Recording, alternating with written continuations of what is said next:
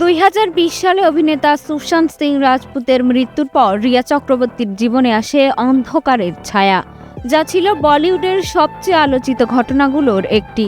কটাক্ষ, সমালোচনা, মামলা সব মিলিয়ে থমকে যায় রিয়ার জীবন। অবশেষে আলোর দেখা। অভিনেত্রী অব্যাহতি পান সকল অভিযোগ থেকে। ঠিক তখনই নতুন জীবন শুরুর পরিকল্পনা করেন। তৈরি করেন পোশাকের ব্র্যান্ড চ্যাপ্টার 2 ড্রিপ।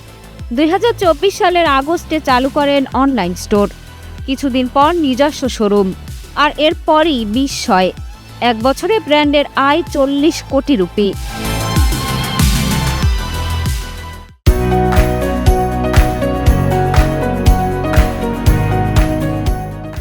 তরুণদের মধ্যে দ্রুত জনপ্রিয় হয়ে ওঠে রিয়ার কালেকশন। ইনস্টাগ্রামে ইনফ্লুয়েন্সারদের প্রচার, সেলিব্রিটিদের ব্যবহার, সব মিলিয়ে তৈরি হয় নতুন ব্র্যান্ড ইম্প্যাক্ট। শুধু পোশাক নয়, রিয়া শুরু করেছে নিজের পডকাস্ট শো। এই পডকাস্টটি আস্তে আস্তে পরিণত হয়েছে তার ব্র্যান্ড চ্যাপ্টার 2 এর সবচেয়ে বড় প্রচারণা মাধ্যমে। অভিনেত্রী বলেন, তিনি ভেঙে পড়লেও সামনে এগিয়ে যাওয়ার শক্তি তাকে বাঁচিয়েছে। ক্যারিয়ার স্বপ্ন থেমে গেলেও ঘুরে দাঁড়ানোর সিদ্ধান্তই এনে দিয়েছে কোটি টাকার মালিকানা। অভিনয় ছাড়লেও সাফল্যের জন্য আলোচনায় রিয়া।